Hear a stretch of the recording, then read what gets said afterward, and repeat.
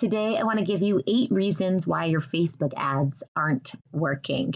And this could be extremely frustrating because if you're trying to put out your Facebook ads and you're spending a lot of money and they're not converting, people aren't clicking on them, then there's a problem. There's a disconnect, and there's several places that this disconnect could occur. But it's really important to understand them so when things aren't working, you're able to shut off your ads, re-strategize, and try something else. So if you're new to Facebook ads, you may notice that some of your ads aren't performing as well as you'd like them to be. And I've heard from almost every client that I've taken on before they've worked with me, they either tried to do Facebook ads by themselves or they hired another agency. And I hear it all the time. Facebook ads aren't working and I'm throwing my money away and it doesn't work for my industry. And that is simply not true. Facebook ads do work and it's a very profitable industry, but you have to know what you're doing. And it's not easy. There's lots of pieces, there's lots of moving parts. So definitely something you want to delegate out to a marketing agency that knows what they're doing. My team and I could help you. You just need to hop on over to melissmarketing.com and apply to work with us. And if we're a good fit, we will schedule you on our calendar and we can help you out with this. But if you are running Facebook ads on your own, here are 8 reasons why they may not be working. The first 5 are that your ad is rejected, and the last 3 is that your ad is not converting. So number 1, you might have too much text on your images. Facebook used to have a hard, fast rule. You cannot have any more than 20% text on your images. It is no longer a hard, fast rule. However, I recommend that you don't have more than 20% text on your images because it could affect your deliverability, and Facebook might actually reject it.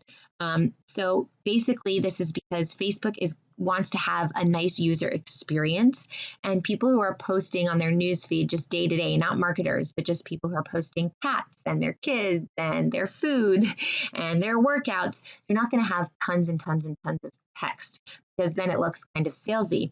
And so Facebook penalizes you for breaking this rule and they lower your ad reach.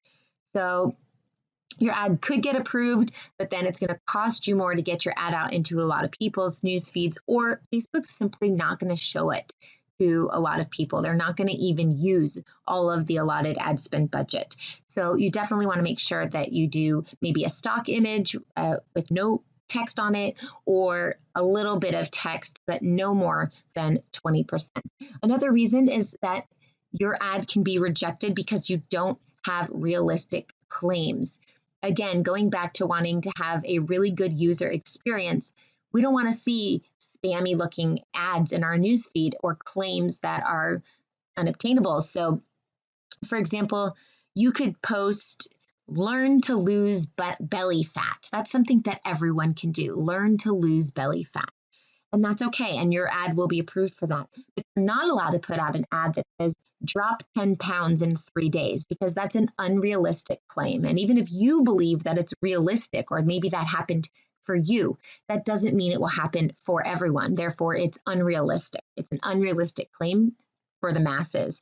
So you want to really be careful with the way that you're wording things. So your headline could be learn to lose belly fat instead of drop 10 pounds in 3 days. Another example of an unrealistic claim is you're not allowed to say, get a dozen new clients this week. That's unrealistic. You might have gotten a dozen new clients, and maybe your system works for a bunch of your people to help them get a dozen new clients, but it's unrealistic because the masses are not going to get all those clients in that many days. So it's an unrealistic claim. Get a dozen new clients this week. But what you can say instead is get paid weekly. If you actually pay out weekly, then that's good. Get paid weekly. Of course, that matters if you signed on new clients or not, but it's just a shift in the way that it's worded. So it's no longer an unrealistic claim. So really pay attention to that. Another thing is that your vanity link doesn't match. So when you're in the Facebook Ads Manager, you need to put in your link, and you want to make sure that all of your links match up to where you're actually sending them. So if your vanity link is myname.com, but you're actually sending clients to some other domain.co/landing pages/another name-funnel, then it's going to cost you a lot of money and it might not even get approved. You want those links to match up because that's kind of spammy, right? Facebook saying, oh, you're sending them to what it looks like on this link. That's not really where you're sending them. Now, the only exception to that is if you use a bit.ly link, a shorter URL link, that is okay. But you want to make sure that you're not changing a domain name and forwarding it and masking it to another domain name that you're using as your link. Another thing is that your copy could be too vague. That's too broad. It's not going to be speaking to one specific dream customer, which is the whole point of running Facebook ads, that you're able to put your ad in front of your dream customer. But if your message, your copy is too broad, too vague, it's not going to be perceived well by the audience. The audience is going to be like, I don't know if that's for me. Instead of saying something directly to that person where they know you're speaking to them. So you have to be very clear on what you're selling in both the text and the images. Another thing is you don't want your copy to be too specific. So the opposite side of that coin is you don't want to point to somebody and single them out. So you don't want to say, hey, you Democrat, or hey, you cat owner, or hey, you tennis champ, because that's singling out. And then there'd be a lot of people who get these ads that are not Democrats, or you don't want to use the word your or like you, like something, just like you. That's too specific, and Facebook will not approve those ads. They won't even get through. So just make sure you're not using the words you and your in such a way that pinpoints somebody specifically. You can use the words in other ways, though. You can use the word you if it is not going to be pointing out a certain type of sexual orientation or something like that. And you also want to make sure that on the page that you're sending your people to, so they click on that Facebook ad, where do they go next? You want to make sure that that page has a privacy policy on it, because Facebook does check that, especially now with the GDPR. So you want to make sure that when someone clicks on your Facebook ad, the page that you're taking them to has a privacy policy. So when Facebook is deciding if they're going to approve your ad or not, they actually check these things and they go to the link that's there. So you want to make sure that's there. And then I want you to familiarize yourself with the Facebook policies so that you'll know what is acceptable, what is not, what's going to get rejected, and what is going to be approved. It's going to save you time, and it's going to be less frustration going back and forth trying to get this one ad approved because you can't write it properly. And if you keep doing that, it's going to get red flagged. Your ad's going to get red flagged, your ad account's going to get red flagged, and then you're going to be in Facebook jail and you might get shut down, and we don't want that. So just familiarize yourself with the Facebook policies. Another reason is that your ad might not be converting because the ad is actually unclear. Nobody knows what we're really talking about, and leads won't click if they don't know what your ad is about.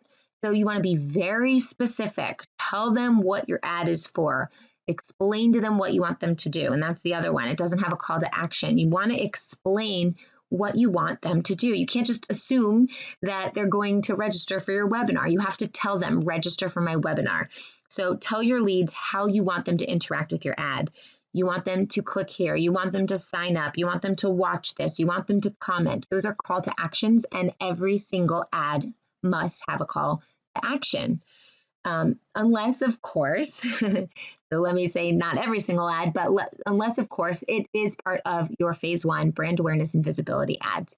You could say in those ads with a call to action, like our page. That's great. But sometimes we're just putting out ads for brand awareness so people know who we are. We're warming up the audience, and we're just providing and delivering lots of easily digestible, high quality content, no strings attached content. You don't expect anything from them.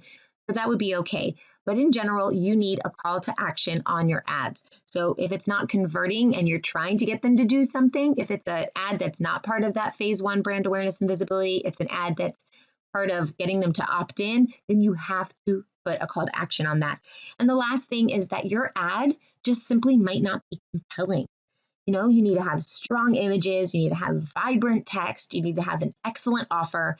And you really want to make sure that you have all of these components, because if something's missing, if your ad looks boring, if the text is like, I don't want to read this, or if your offer totally sucks, then of course it's not going to convert. So you really want to strategize all of those things before you just run to the ads manager and set up your ad. I hope this helps, and I will talk to you guys soon. If you loved this episode, head over to iTunes to subscribe and leave us a review so we can reach more people and share our content with those that can benefit most.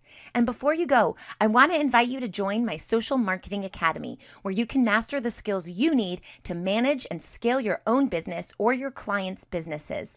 This membership will give you all the tools you need to be successful online and teach you how to engage properly with your ideal audience. New courses are constantly being added to the Academy, and you can work through them at your own pace. Check it out now at socialmarketingacademy.org.